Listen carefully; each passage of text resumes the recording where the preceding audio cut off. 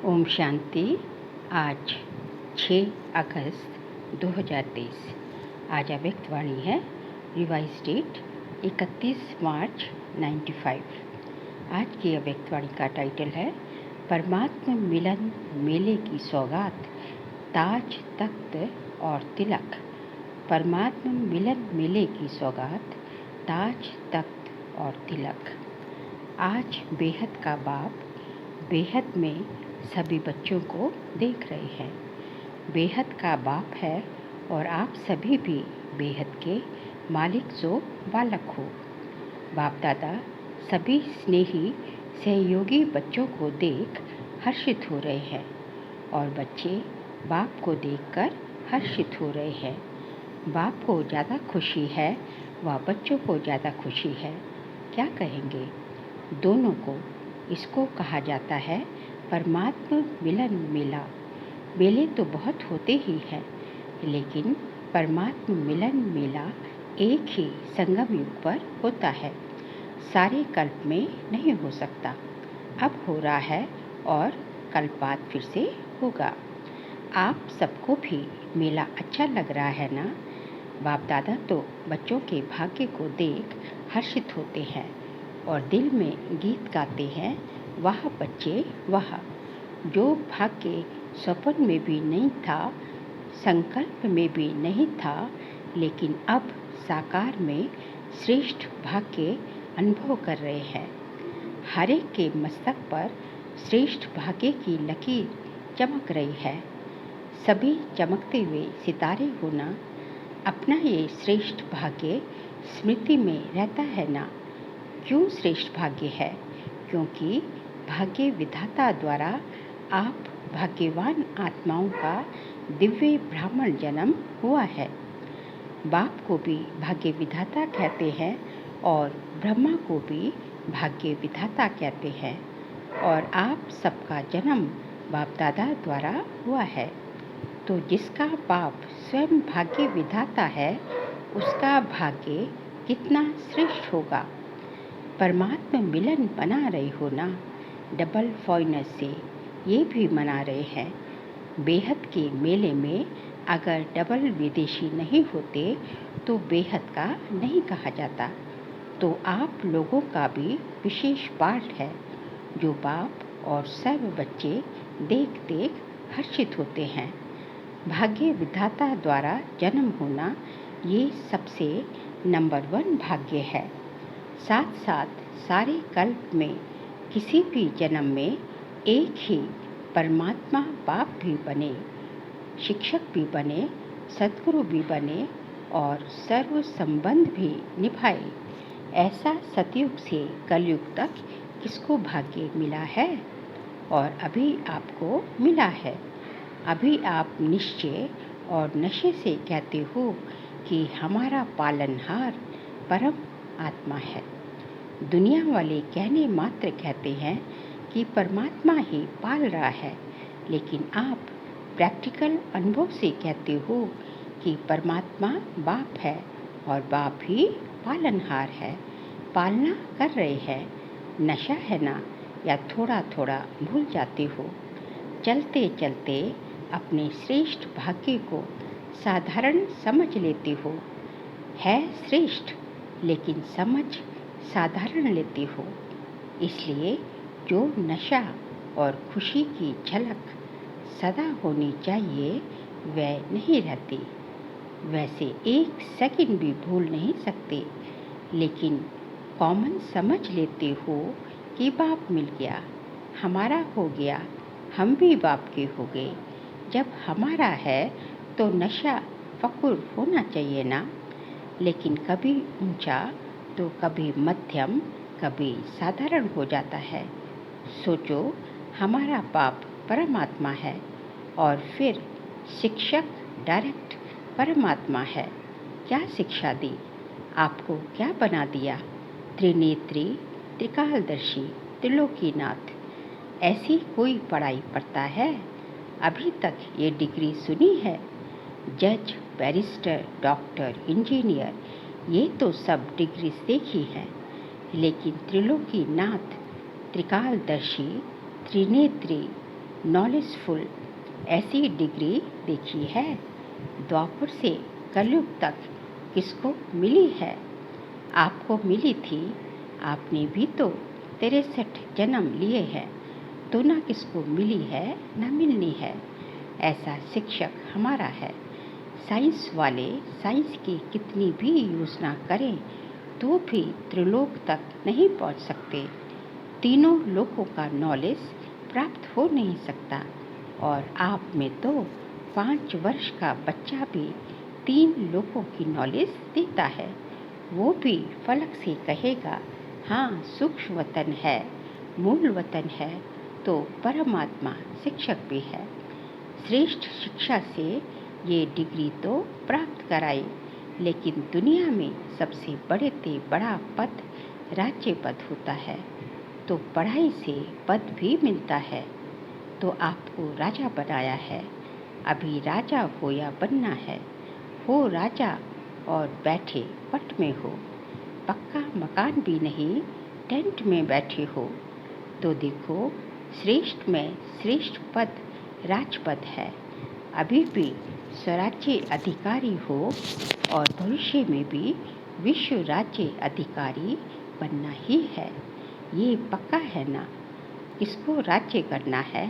आप राज्य करेंगे कि आपके ऊपर कोई राजा राज्य करेगा? नहीं, ये सब इतने राजा बन जाएंगे, इतने सब राज्य करेंगे। प्रजा भी तैयार की है, या अपने ऊपर ही राज्य करेंगे? तो अपना भाग्य देखो। परमात्मा मेरा शिक्षक है, राज्य पद देने वाला है। और फिर सतगुरु बन। गुरु क्या करते हैं? मंत्र देते हैं ना। तो सतगुरु ने क्या मंत्र दिया? मन मना भव। सतगुरु द्वारा महामंत्र भी मिला और सर्व वरदान भी मिले। कितने वरदान मिले हैं? वरदानों की लिस्ट देखो कितनी लंबी है। रोज वरदान मिलता है ना। कितने समय से मिल रहे हैं। इतने वरदान कोई भी फॉलोअर को कोई गुरु दे ही नहीं सकते। ऐसा सतगुरु जो रोज वरदान दे, ऐसा देखा है? अभी नशा है ना? हाँ जी, बहुत अच्छा। सदा रखना, ऐसे नहीं यहाँ से बस में जाओ तो नशा उतरना शुरू हो जाए। सदा बढ़ता रहे। बाप दादा सभी बच्चों को सदा ही हर सब्जेक्ट में नंबर 1 देखना चाहते हैं। तो नंबर 1 हो कि अभी बनना है। नशे से कहो कि हम नहीं होंगे तो कौन होगा। विदेशियों को डबल नशा है ना। अच्छा है, बाप भी खुश होते हैं कि एक एक मेरा बच्चा राजा बच्चा है। प्रजा नहीं है, प्रजा तो पीछे आने वाली है। आप तो फिर भी लकी हो जो इतना भी मिलने का चांस मिला है। टेंट में रहना पड़ा तो क्या हुआ? मिट्टी पर तो नहीं सो रहे हो ना, गदेले पर सो रहे हो। ब्रह्मा भोजन तो अच्छा मिलता है ना, मिट्टी वाला तो नहीं मिलता। प्यार से खाते हो ना, थोड़ा बहुत तो होता ही है, होना ही है। क्यों? माया और प्रभु का खेल साथ साथ चल रहा है। अगर परमात्मा द्वारा मेला हुआ तो माया भी झमेला जरूर करती है। आपका काम है मेला करना, उसका काम है झमेला करना। माया का काम है झमेला करना, और आप बाबा के बच्चों का काम है मेला करना। तो झमेला भी हुआ तो मेला भी हुआ। किसी ने कहा आंधी चली, कोई बात नहीं, आपके पुरुषार्थ की आंधी है और ये हवा की आंधी है। घबराते तो नहीं हो ना कि क्या हो गया। नहीं, आंधी आए या बरसात आए, कितनी भी हलचल हो, लेकिन आपका मन अचल है ना। माताएं घबरा तो नहीं गई। टेंट उड़ गया, क्या करें, थोड़ा थोड़ा घबराएं, क्या होगा, तबीयत अच्छी रहेगी नहीं रहेगी, कुछ भी हो। भक्ति से तो धक्के और मेहनत कम ही है ना। भक्ति के धक्के तो नहीं खाते हो ना, मज़े में रहते हो ना। तो ये मेला अच्छा लगा या झमेला देखकर घबरा गए? नहीं, कोई नहीं घबराए। एक दो तो घबराए होंगे। मज़ा आ रहा है, और भी 2 दिन रखें?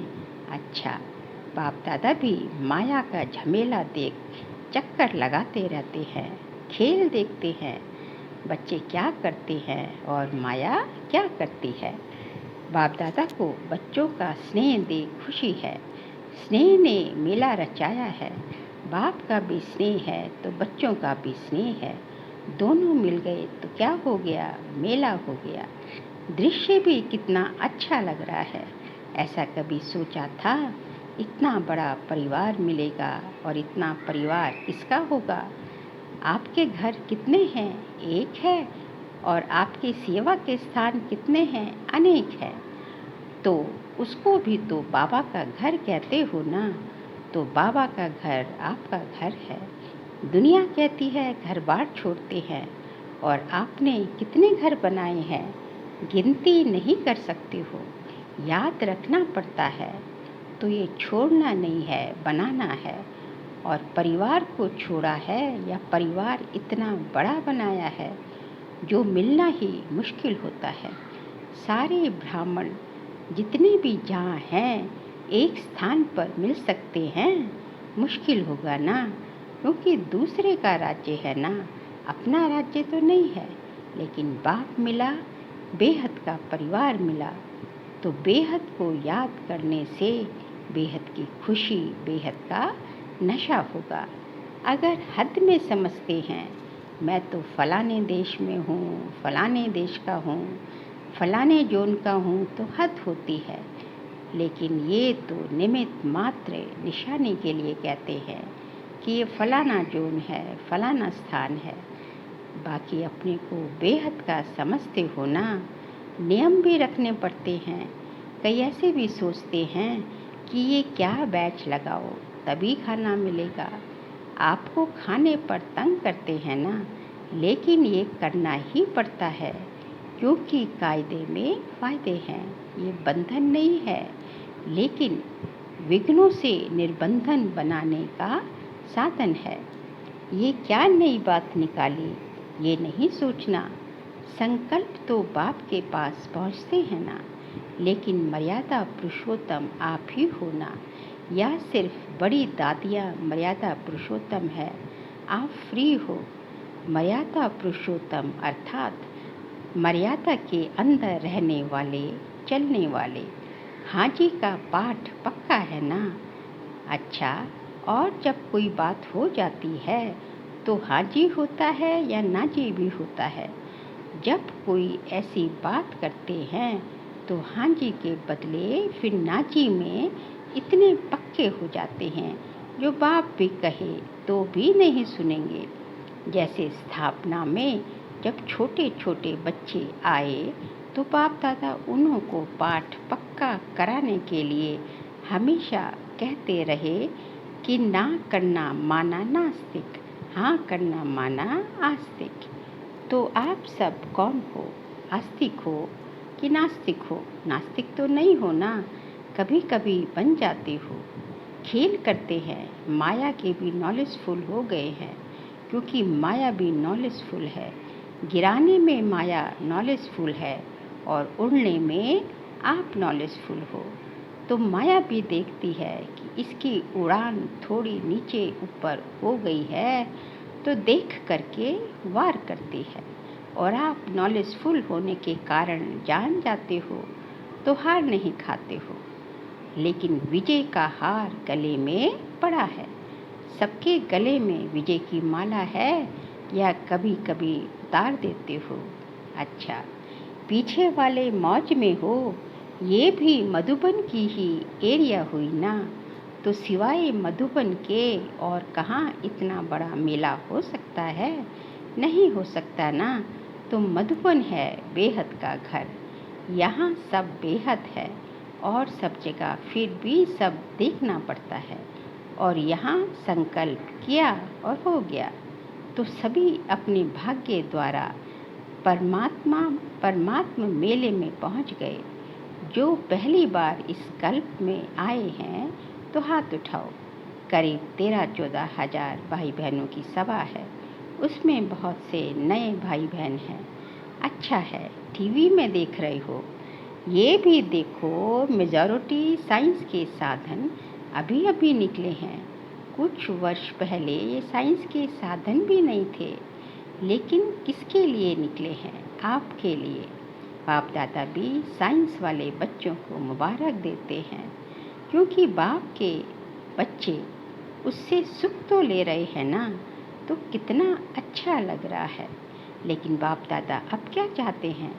स्थापना हुए कितने वर्ष हो गए, डायमंड जुबली मनाने की तैयारी कर रहे हो, तो बाप दादा ने अभी सभी बच्चों को राजा बच्चे कहा ना।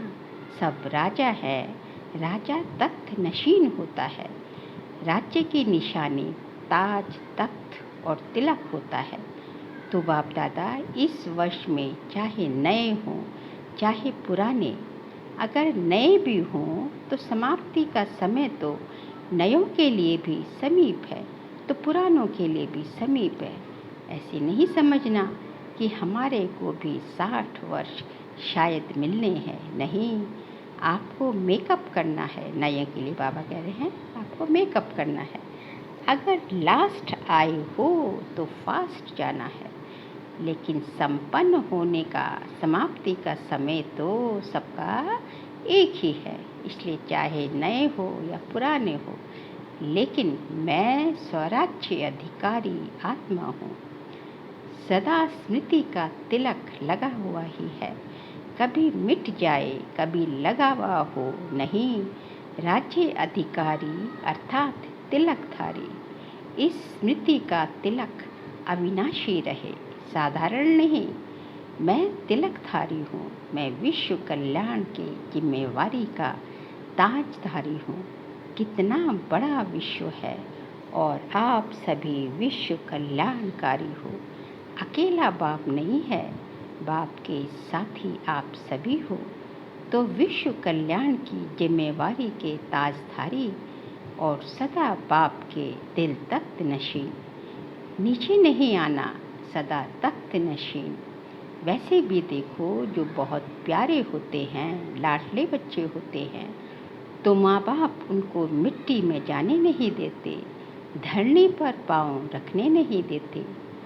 तो आप कितने लाडले हो या और आने वाले हैं? आप हो ना, तो तख्त को छोड़ करके साधारण स्वरूप, साधारण संकल्प इस मिट्टी में या धरनी में पाँव नहीं रखो। बुद्धि रूपी पाँव सदा तख्त नशीन हो। परमात्मा बाप के बच्चे हो, महात्मा धर्मात्मा के नहीं हो, परमात्मा के हो। अभी तो सब नशे में ठीक हो, वो तो दिखाई दे रहा है, लेकिन सदा रहेगा ना कि थोड़ा थोड़ा रहेगा, फिर युद्ध करेंगे, फिर विजय प्राप्त करेंगे। ऐसे तो नहीं। ब्राह्मण हो या क्षत्रिय हो, ब्राह्मण हो क्षत्रिय नहीं हो, युद्ध नहीं करते हो कि कभी ब्राह्मण बन जाते तो कभी क्षत्रिय बन जाते हो। अगर माया से युद्ध करनी पड़ती है तो क्षत्रिय हुए, ब्राह्मण माना विजयी और क्षत्रिय माना युद्ध करने वाले। बाप दादा को तो कभी कभी बच्चों पर बहुत रहम आता है। बैठते योग में हैं और करते युद्ध हैं। कहेंगे 1 घंटे योग लगाया, लेकिन 1 घंटे में युद्ध कितना समय चले और योग कितना समय रहा। अगर किसी भी कारण से अनुभूति नहीं होती है तो अवश्य ही युद्ध की स्टेज है। बाप दादा कहते हैं योगी बच्चे हैं और बन जाते हैं योद्धे बच्चे। कब तक युद्ध करेंगे?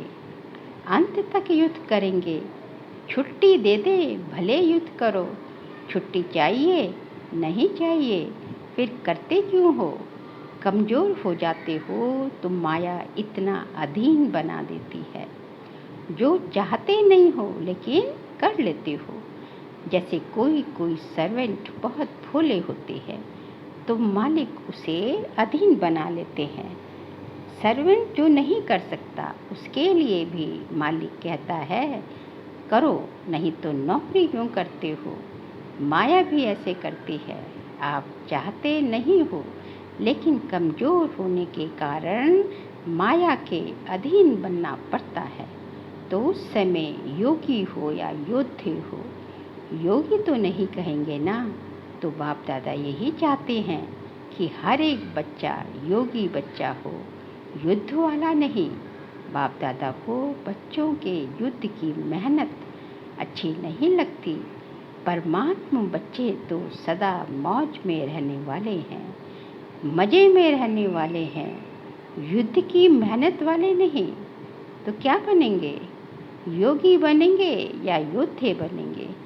योगी बनेंगे या थोड़ा थोड़ा युद्ध करना अच्छा है? कहने में तो हाँ हाँ करते हो, और जब करते हो तो उस समय फोटो निकलता है। तो इस वर्ष सभी का चार्ट हो, सदा राज्य अधिकारी, अधीनता समाप्त।